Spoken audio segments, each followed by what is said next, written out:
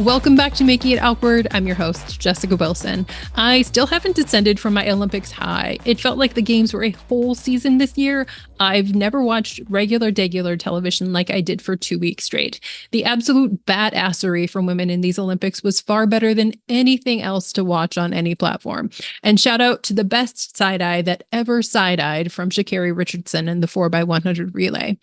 Today, I bring you my sporty conversation with Dr. Naima Reddick, who played for the women's national rugby team. She is also part of the Rugby for All community. Alongside my Olympics obsession, the gender panic of these games was front and center. It played out on various social media platforms and in news outlets, with creepy people on the internet and infamous celebrities leading the way.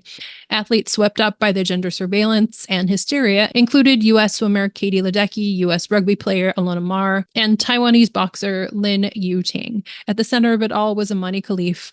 Khalif is a cis woman of color from Algeria who was really, really good at boxing, and that should be what matters.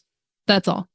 But if you were to do a search for information about Khalif, you'd find articles and commentary about chromosomes, androgen insensitivity, and articles on athletes with differences of sexual development. I saw a multi-part series from a gender-affirming surgeon and gender expert discussing chromosomes, hormones, and gender presentation in the context of Khalif. I listened to Matt Bernstein's podcast episode titled Transvestigating about Imani Khalif. And then all of a sudden, I noticed that I'd gotten sucked into the vortex. By listening to the discourse, watching it play out, even though it was informative and interesting, I was participating in the gender panic. The story here is clear, at least now, to me. There is no story about Imani Khalif, except that she is a gold medal boxer, and that's pretty fucking cool. People were weighing in on DNA when one run-on sentence could have been, anti-trans violence continues to come for more and more people, enveloping cis white women this year. That's all. As someone who talks regularly about distraction, I had gotten fully distracted. I'd been transported to where creepy celebrities had wanted me to go. I was not feeling a sense of panic, but I was caught in the hysteria, in the deep dives. I was wanting to know more about a story that shouldn't even have been a story, and there were a bunch of other things in the world I could have been thinking about, or I just could have been napping, but instead I was thinking about trans athletes in the Olympics and when there were no trans athletes at the Olympics, which is likely what the Elons wanted me to be doing. There were 10,714 athletes at the Olympics, and there are 7.95 billion people on the planet. There were a lot of people who had never and won't ever be high-level athletes, having strong opinions about who should be allowed to play sports. So for today, I wanted to take a full step back and see if I could find a bigger picture. And to do this, I got to talk with someone who has actually been a high-level athlete. Dr. Naima Reddick started playing rugby in the Bay Area when she was 14. She played prop at Chico State, a number of clubs in California and Washington. Her first cap for the national team was in 2010, and last cap was in 2017. And during that time, she's gotten some awkward feedback. But it's very interesting. Or like, you go places and there's a men's team and they're like, well, who's straight? Like, who cares? None of us are interested in you anyway. They say that to you? Like the men's team will say that? Or they'll say that to anybody they feel comfortable talking to. That's happened at least like once or twice a year, every year that I played. Oh, yeah. Or, at my first World Cup, the refs at the tournament asked somebody on my team who was straight and wanted to hang out. And that person approached me because I was like one of the only self-identifying straight people at the time. BT Dub, no longer straight, just at the time. Naima's favorite food is potatoes, and she enjoys crafting and shopping for shoes. And after our conversation, I may be looking for local rugby tryouts. Naima, welcome to the show. Thanks for having me. I'm so excited and grateful. Can you start by introducing yourself? Yeah, if we're going to do the whole shebang. Yeah, we are. Okay. Hi, I'm Dr. Naima Reddick. I'm an occupational therapist. Before I became an occupational therapist, I was a rugby player for a really long time. I have I think 19 caps for the United States. I've been to 3 World Cups, 2010, 2014, 2017. I've played abroad. I've played for clubs up and down the Pacific coast. And yeah, I've been a lot of places chasing an oval ball. And can you just show your hardware for people who are watching at home on YouTube or Spotify? So just so people don't think I'm completely vain, my nephew was over the other day and he pulled them all out because he wanted to see them. I think this is all of them. They lived at my mom's house for a while and we weren't sure where they went for several years, but I think this is all of them. I don't really have like a memory like that. Nice. I love it. Okay. I guess, and those are my World Cup jerseys. Well, from one from each game. So that one, the white one with the little blue triangles from 2010, 2014 is the blue one, and then 2017 is the white one with the red stripe. Excellent. What was it like? So were you rugby sevens or rugby? No, oh God, 20, that's a lot of running. No, I hit people. I do slower work over longer periods of time. Got it. I play 15s and I've always played 15s. Summer sevens here and there for me is social, not competitive. Okay. I don't have it. Whatever it takes to be a competitive sevens player, I don't have. So okay. It's not for me. Got it. All right. So you've been watching the Olympics. Yes. Are you an Olympics fan? Are you? I am. In general, I love a competitive sporting event. Fair. You can really appreciate the hard work people put into their craft, even if you don't know anything about a sport. Like, you can admire just how amazing each individual is. Mm-hmm. And as you've been in the sports for a long time, what do you remember, like, first memories of gender hysteria in rugby? Oh, side comments. Don't lift, you'll get big. Sure. You'll look like a man. I wouldn't consider myself a girly girl, but maybe in comparison to some of my teammates, somebody would. Like, there's my sorority sisters, me, and then like some of my rugby teammates, and I'm like firmly in this middle section where they're like, my sorority sister's like, she's such a jock, and like my rugby teammates are like, she's so girly, and I'm like, I'm just existing. Mm-hmm. But I remember a lot being younger, people saying, you can't play rugby, like you have shaved legs. Like, and I'm like, what does one have to do with the other? In the winter, I don't, because the hair keeps your socks up. Like, let's just, I don't, there was an instance maybe about 10 years ago. I was part of a club. So there was men's teams, women's teams, and children's teams. Okay. Of varying ages. And one of the men's players was texting me and he said, I saw one of your teammates at the gym. I go, oh, which one? Thinking like, we're from a rugby heavy area. He could have run into anybody. Mm-hmm. And he goes, oh, no, I'm not serious. I just mean she looks like one of your teammates. I go, oh, who does she look like? And he goes, no, that's not what I mean. I was like, what do you mean? Mm-hmm. And he said, she just was really manly with short hair and muscles. And I was like, I have short hair and muscles. And he's like, it's not the same. I go, how is it not the same? I literally am sitting there with hair above my ears and muscles. And he's like, well, she looked like a man. I go, oh, you mean you thought she wasn't attractive? Because she probably didn't think you were attractive either. That's so extended. That's not just a passing, like that's like a double, triple down. Digging. Yeah, and it was via text. So I was very curious. I was like, who'd you run into? Like, sure. But it's very interesting. Or like, you go places and there's a men's team and they're like, well, who's straight? Like, who cares? None of us are interested in you anyway.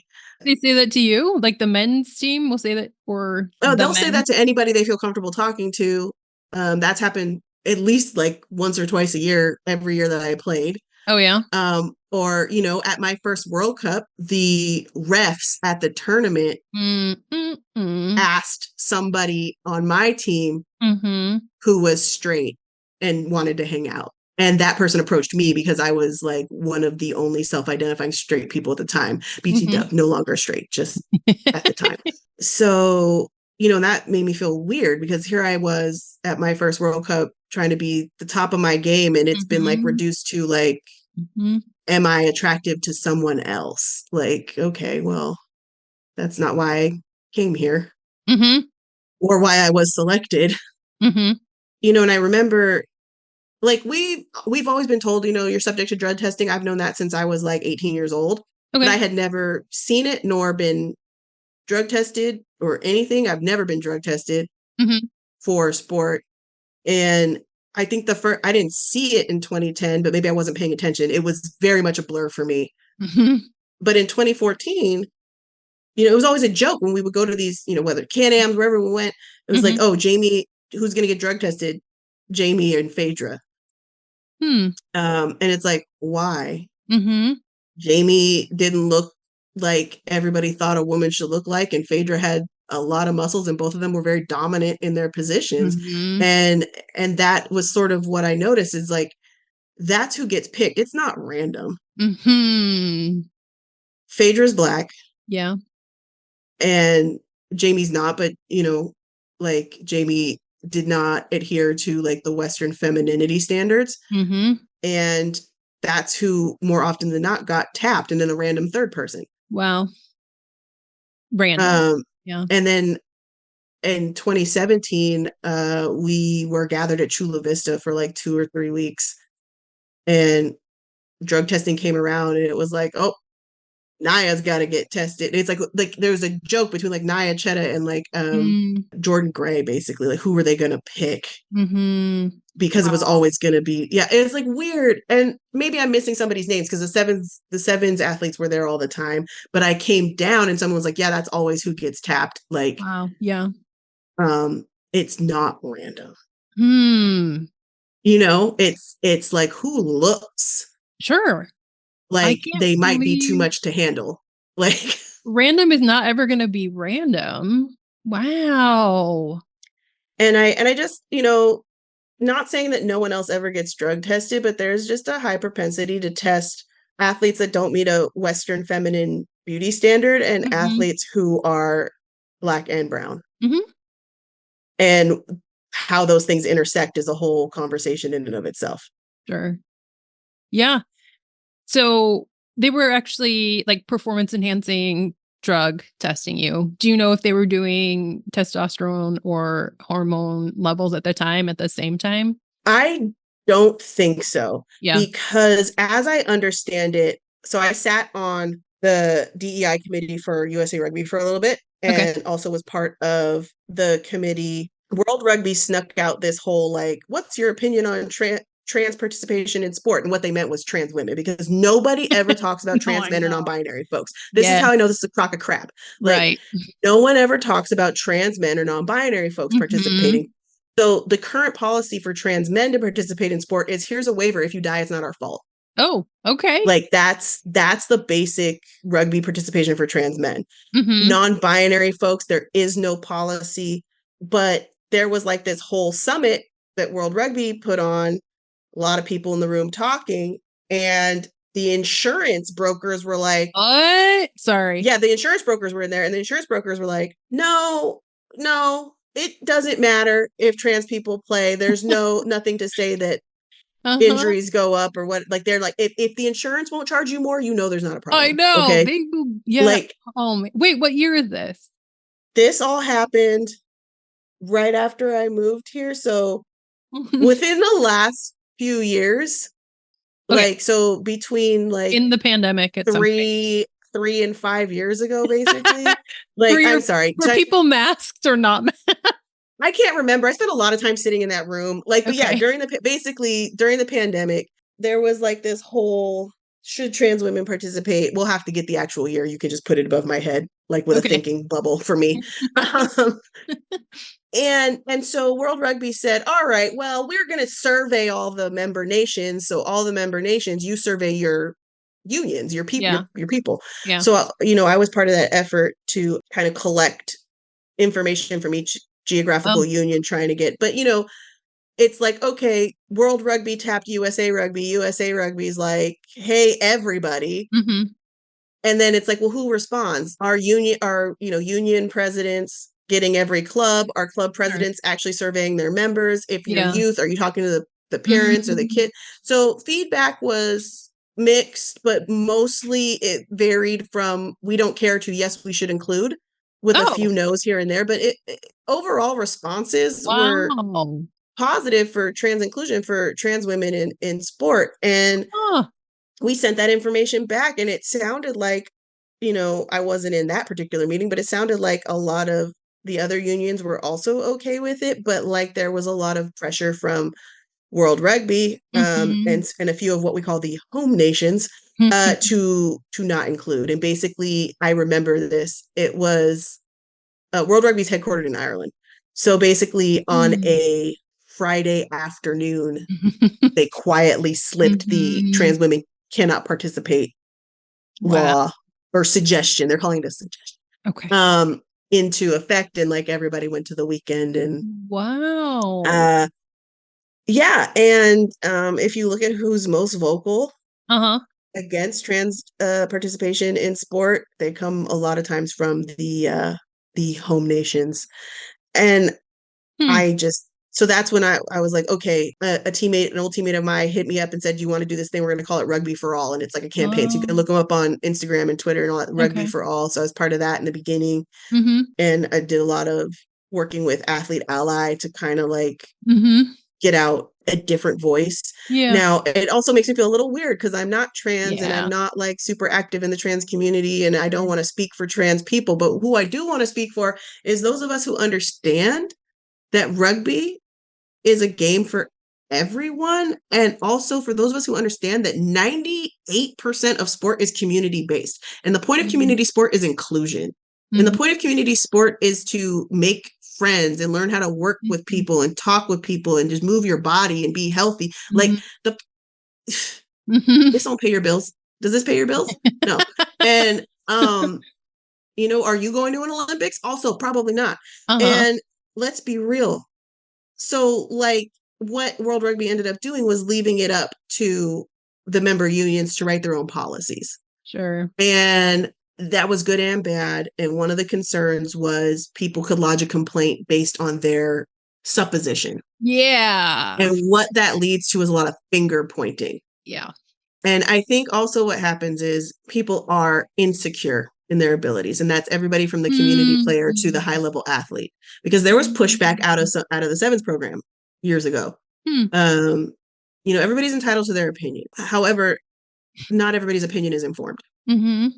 and trans people globally, roughly like 2% of the population, maybe less. Mm-hmm. Okay, so then we're saying that's everybody. Then we're saying trans women, so that's whatever less percentage. Then we're saying trans women who play sports, and out of Yeah. those particular Yeah. sports we're going to say rugby, and out of Uh-huh. those we're going to say are any good at, like, and then you're assuming, and then Yeah. you're not even taking into the account the differential of body shapes and sizes. I have played with 3 trans women that I absolutely know of, with and against, in the course of my career. Mm-hmm. Okay, one of whom was a similar size to me, one of whom was taller but much skinnier, and one of whom who's smaller than me. Yeah. Have no problems with any of them Mm-hmm. in terms of handling my business, because what rugby teaches you is how to spot a mismatch and how to pull those tools out of your toolbox. So like my issue is this: if you don't got enough tools, that's not the other person's fault. That's your Mm-hmm. fault. That's between you and your coach. If you don't know how to tackle safely, if you don't know how to be evasive, if you don't know how to pass under pressure, that is not someone else's fault. That's your responsibility. So, and I think that if you're scared, that's fine too. Just say that. Sure. Yeah. It's just a lot of, and then my last point, and this was the one I really want people to take away. Mm-hmm. Women are not inherently less than.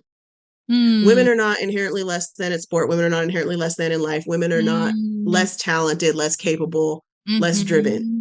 What we are is less resourced. Mm-hmm. So unless and until we start socially accepting and promoting Mm-hmm. girls and women to participate in sport, making it possible for them to do so while also alleviating the emotional burdens that we put on them, the extra labor that we have to do and all that stuff in almost every relationship, until we get the coaches trained up and paid properly, until we have the equipment that is up to date and new and being replaced, and until we have the facilities for all of this stuff. Like unless and until we do all of that, you can't talk about, oh, women can't hang. We don't have an opportunity. Yeah. How many like small patches of grass have me and like 7 other people trained on? Like, Uh-huh. how many times have I used balls that have no grip and are overinflated? Like how many, uniform pieces that are handed down? So it's like, my coaches are all volunteer, like for a long time. And I'm really lucky in terms of who I've been coached by over the years and the programs I've been a part of and the direction that I've been guided in. It's been pretty seamless, all things considered, but a lot of people don't have that opportunity.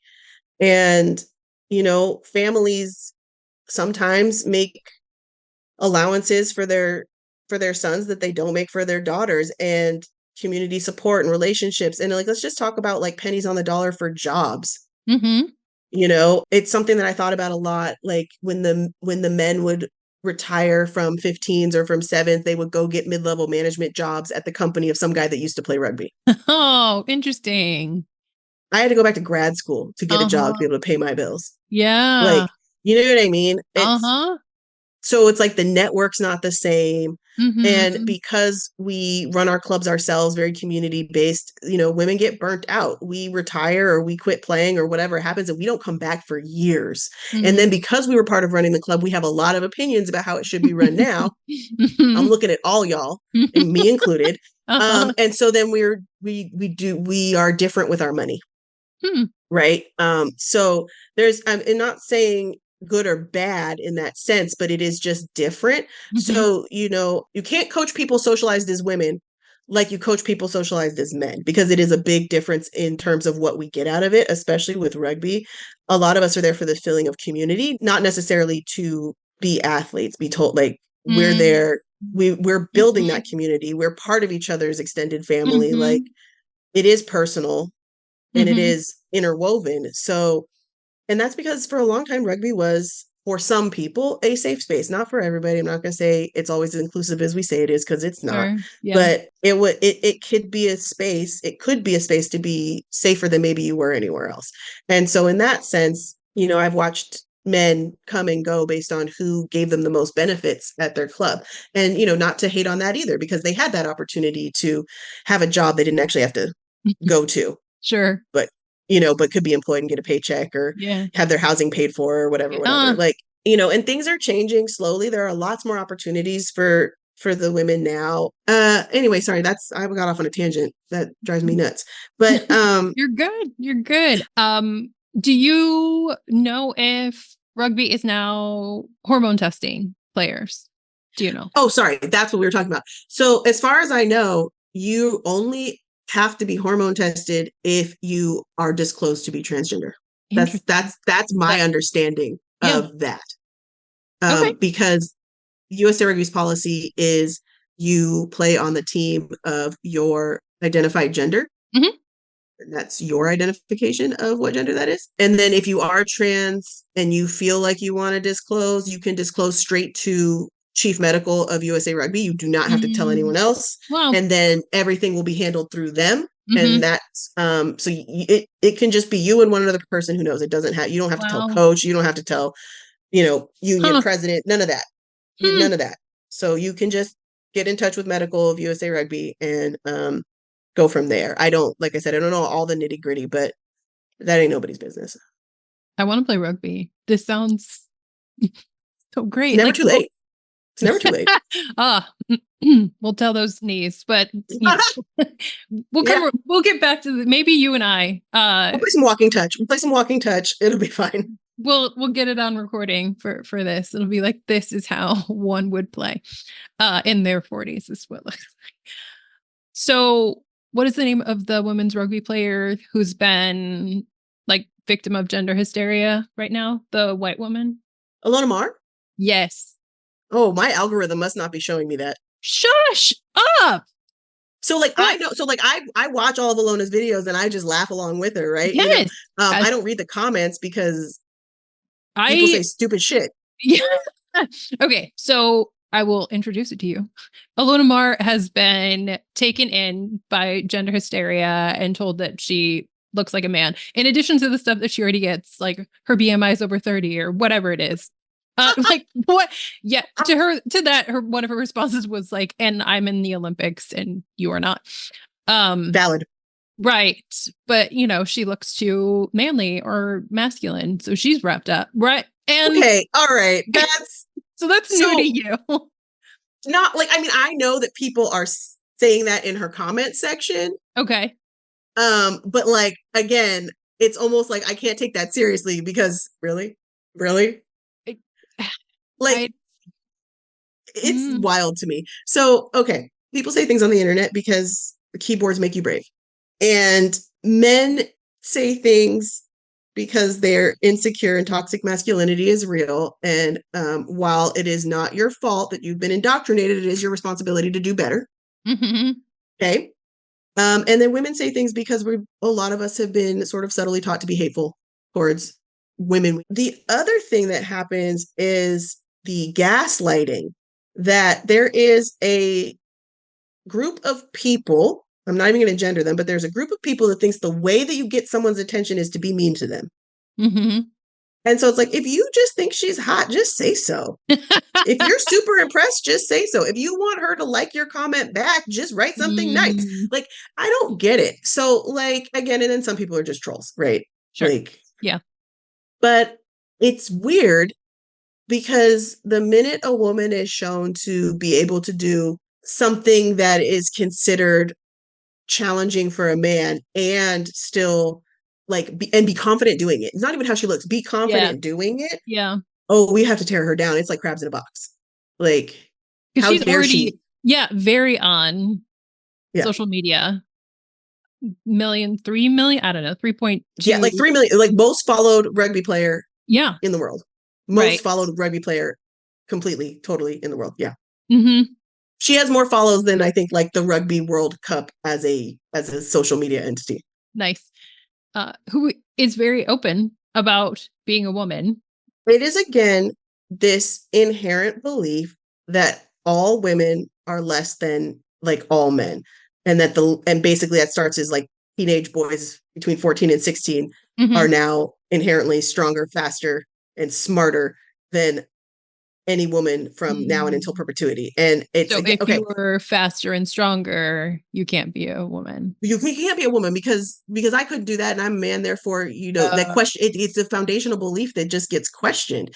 So Katie Ledecky, if you've been watching, yes, has also been part of the. How dare she be phenomenal? Right. Well, that's what it is. She's been part of the conversation because why else or how else could this be possible? And it's wild. I think you were discussing earlier the intersection of Black and brownness to femininity, and the fact that white women this year got swept up in all of it. Well, one is indicative of what is happening in our country. And so interesting to see that white women are still not even good enough for this like performance of gender. Of course, it is trickling down. It would impact all of us, but just to see it happen is interesting to me. I truly feel that the environment that racism and the patriarchy creates forces people of color, but women of color in particular, to be better. Like, as my nana used to say, you got to do twice as good to get half as much, right? And so when we excel, we make people uncomfortable in their mediocrity. And so instead of expending more effort to be better, you expend more effort to make everybody else miserable. Be a better human. Katie Ledecky, I don't know anything about swimming, so whatever. I don't know anything about swimming, but looking at the way she's shaped and also assuming the amount of like effort she's had in her training and her coaching, the availability of good coaching, regulation pools. I don't know what her financial situation is, but money for all the things. She's dominating. There is her talent, but as we say, and it is true, hard work outworks talent at a certain level. And I think this is the other thing, everybody couch jockeying to be a high level athlete has so much less to do with your innate talent and so much more to do with your determination, your drive, your willingness to freaking sacrifice, and your mental game. And then that's not talking about your access to coaching, facilities, competition that pushes you, all of that stuff. It is so complex what goes into making a phenom. Talent might be the start, but that's not the end. And so that's why I keep saying, like, Bring it on. Competition in the sport that I've trained in my whole life, the thing that I know as inside and out as I possibly can, the thing that I'm still such a nerd about, like, has so much more to do than anybody's like physical makeup. Yeah. Like, who you are is not your outer shell. Who you are is in here. And who you are is what makes you a champion. It might help to have some, you know what I mean? You can fall back on some physical stuff. Let me ask you, if some person on a women's team is worried about the possibility that a trans woman would just somehow sneak on to a team, or who would be welcomed to a team, either or, what would you say to that person? You know, I everybody's got their own reasons, but here are some things I heard. Well, but that person's a man. That person is not a man. That person is a woman who just so happened to be born with some external parts that made other people call them a man. Right.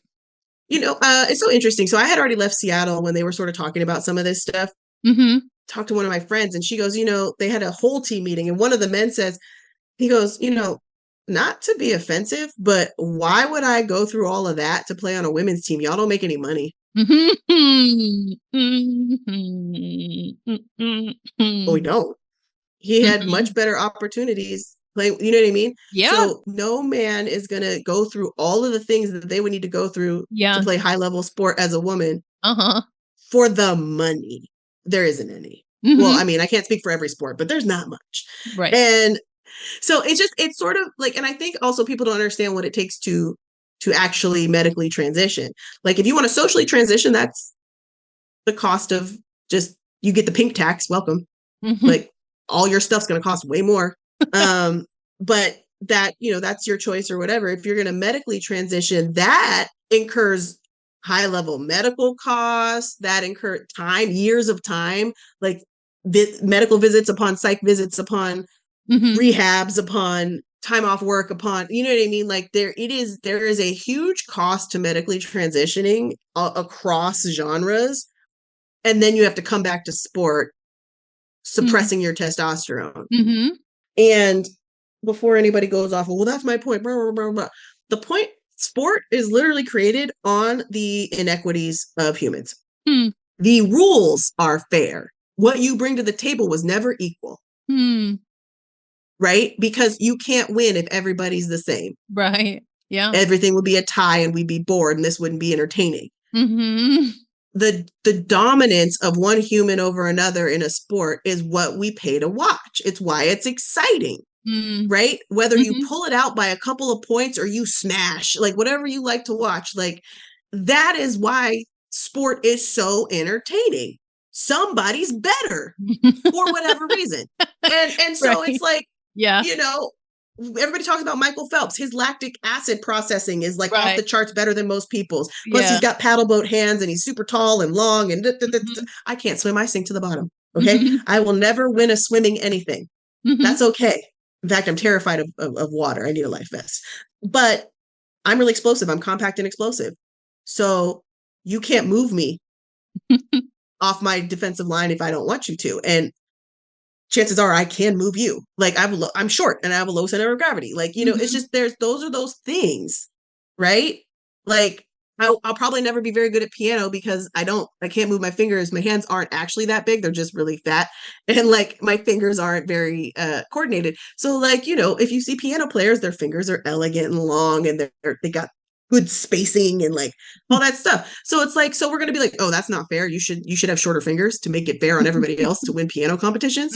Like that's dumb. And it sounds dumb. So like literally play your argument all the way out, you know? This is something that did come up when I was playing because I was like pretty physical and they were like, oh, don't hit so hard during practice. I'm like, why? You let her outrun me every day. Interesting. But I can't hit her. Because, you know, her beating me in a foot race doesn't hurt me physically. No, but it hurts my, it hurts me emotionally. I used to, on the run up to my last World Cup, I trained with the sevens players. I was the only type 5 15s player. And Christine Summer, I love you to death. And I know you had to play lock, but girl, you were a back row player and we all know it. And she plays sevens. And I'm like, I was chasing all of these people all over this field, like straight losing races, and being dead last in conditioning, and then we get to like, tackle drills, and they'd be like, don't hit so hard. Gotcha. I got skills I need to work on too. You know what I mean? Because the foot race is not my job. Teeing you up is my job. You know what I mean? Moving mass is my job. So like it was, and I think so even, that within sport, do you think men are told the same thing or no? No, absolutely not. They love smashing each other. And if they don't want to get smashed, they move themselves in the line so they get to tackle somebody else. So still the protection of women within women's sports? Yeah. And I think, and I mean, also there is the reality of when there is a big physical mismatch, somebody might get hurt, but it's like we're consenting adults, right? And you have to learn to fall and or be more evasive or figure out a better way not to get hit. Like very few times in drills of my like later years are we like lined directly up. It's usually like you're running and I'm going to try to get you. Okay. Like a game. It's more like a game. So you have opportunities to not get laid out. When I was in college, my coach used to tee us up, and that to mix results, right? To mix results. But again, if I go soft in practice, I never want to hurt somebody. It's never my I don't, it actually like really bothers me. And you might not see it in my face, or you might not think that I'm bothered, but I think about every injury I've ever been a part of still. Yeah. I do. And I hate it. But none of it was intentional. But if I go soft and you run into somebody just like me on the other team, because I'm not special, I'm not the only one, you know what I mean? Then what do you do? Right. We have not rehearsed this. Right? You think you can run me over, or it's not going to be that, you don't have to hold the ball tight enough or whatever, blah, blah, blah, blah, blah. And then you get laid out. Like we tell big girls all the time to hold back, or they want to hold back because they've been told by other people they take up too much space. Like it, and so it happens from outside and from within. And it takes work, and it takes cognition on the coach's part, and it takes cognition on the athlete's part, and it takes like time to unlearn things that maybe weren't explicitly said but have been reinforced. Yeah. Interesting. So where do you think the future of gender policing in sport is going to go? I have no idea. Because this is the reality. You're only an athlete for a short amount of time. It feels long, but for a spark of your life, you're an athlete. But the people in the high level positions stay there. Right? So like we as athletes will have this sort of revolution. Yeah. An evolution. Yeah. And be more aware and talk about it more, and maybe like community level, whatever. But these decision makers will stay decision makers, and whether or not their minds will be changed, I don't know. Interesting. And also anytime there's money on the line. Yeah. Or like maybe not like prize purses, but like, these big stage events, there will be outside pressure, and there will be public outcries about dumb stuff. And anytime, and this is the other thing, we really can't discount the amount of pressure these athletes are under. They've been training forever, a lot of them to their own detriment in other parts of their lives, right?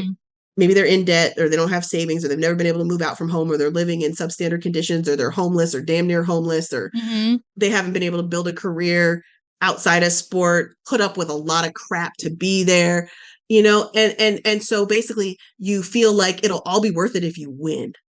And so then you're in that scarcity mindset, because more people lose than win, you know what I mean? Yeah. And so then you start sort of, everything's a little bit more justified. Like the Italian boxer, I'm sorry, I don't know her name.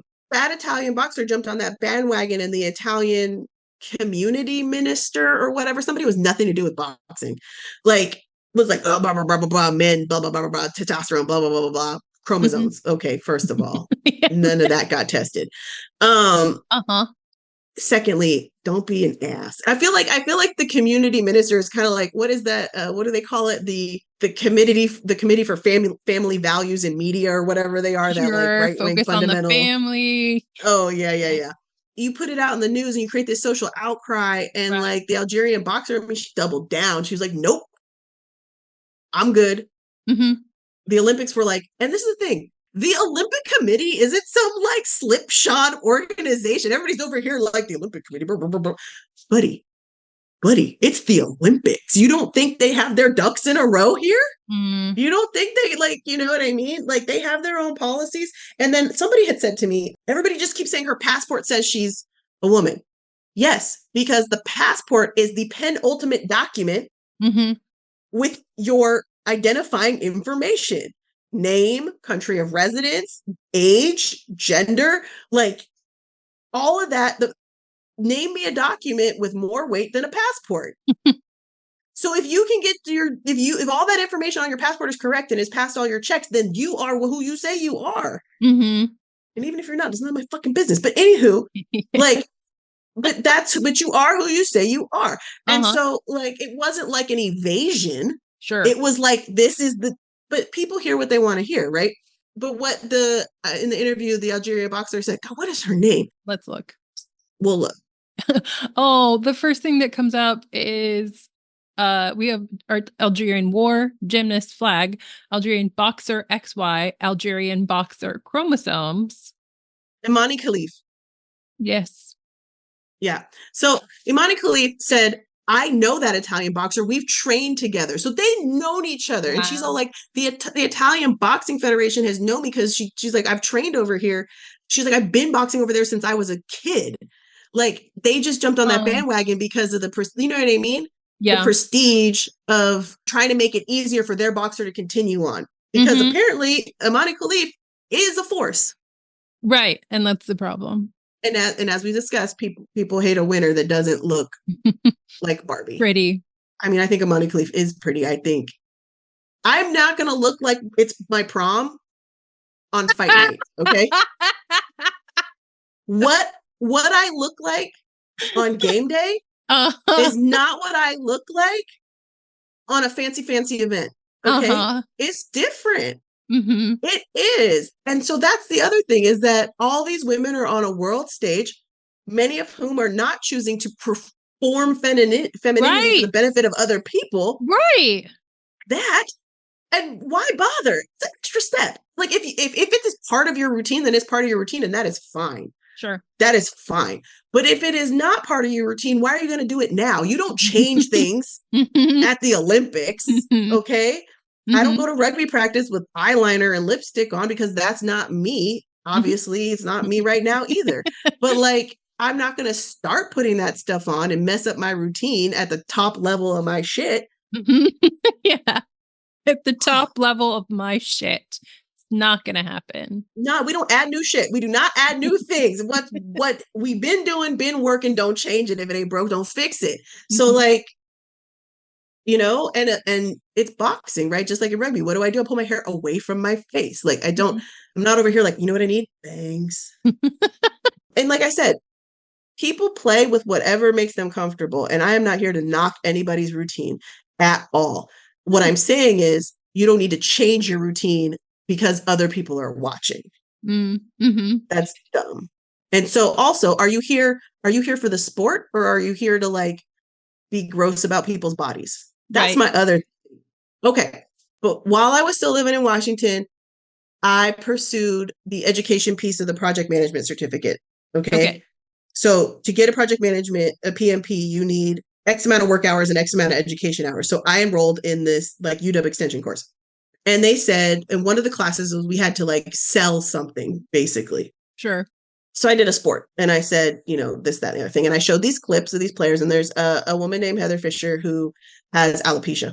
And she is a savage rugby player, 15s and 7s. I've met her before. She's very nice. But she's very dominant and she just happens to be bald and doesn't have eyebrows. And like anybody's body, when you train that much, she's super fit. Right. One of my classmates says, we couldn't sell me on it because it's just too masculine. I'm like, what do you mean? And I started crying. Like, basically, couldn't tell you verbatim this conversation, but at some point I started crying. Yeah. The teacher had to come break it up because she doubled down. And then we're in the elevator and she's like, well, look, I like football, but I wouldn't want to watch girls play football because that's weird to me. And then I'm like, well, and then I said, I would venture to say that you are not actually a football fan. You're a fan of men in tight pants, and that is fine. But if you were a football fan, it wouldn't matter who was playing. Like, are all these people out here volleyball fans? Or are they like, I mean, look at the outcry when beach volleyball stopped wearing bikini bottoms and started wearing whatever the hell they wanted. Right. What a weird thing to regulate. Last time I checked, your booty cheeks didn't make you a better volleyball player. Also, sand, right? In all your nooks and crannies. No, thank you. No, thank you. So, like, again, we are policing. We're like, oh, but you know what? Other people like to see booty cheeks. So you can't wear shorts. You can't wear pants. You can't wear a top that covers more than your areolas. Like, that's so dumb. Which is so interesting because the arguments made were like, women aren't strong enough for sports. You know, we're not going to let women play sports. But then once they do, you know, they need to wear skirts if you play tennis or like lacrosse. I don't know. And you have to show, yes, your butt if you're a beach volleyball player, and it just doesn't compute for me. I don't understand it. It is absolutely ridiculous. Like, my whole life, and this goes back to, I think, also like being an occupational therapist, like my whole life is based on, is it safe and is it functional? After that, who cares? Is it safe and is it functional? That's it. That is it. The rest of it is irrelevant. But yeah, I just think that there's a lot that happens in life in general that is to the detriment of women. Okay. And sport can magnify those issues. That's a great way to end it. Anything that you would like to add or any closing thoughts from you? I just think that we can only be happy if we are who we are. And if you identify as a woman and you just so also happen to be strong or broadly built or don't love feminine accoutrement, that's fine, because you're only going to be happy as you. And then you existing and being happy and successful in your life is the best thing for you and for everyone else who also might be uncomfortable with the labels that have been placed on them. So, like, just do you, whatever it is. Haters going to hate. You know what? Scratch all of that. Scratch all of that. Someone else's opinion of you is none of your concern. That's my end. Thank you so much for this conversation and for the future rugby lesson. Yeah. I can't wait. Out there. I can't wait to break all of my bones and 5 concussions. It's going to be amazing. I look forward to it. Walking touch. No bone breaking, no concussions. Walking touch. All right. I'll trust you. Thanks so much for coming on. Thanks for having me, Jessica.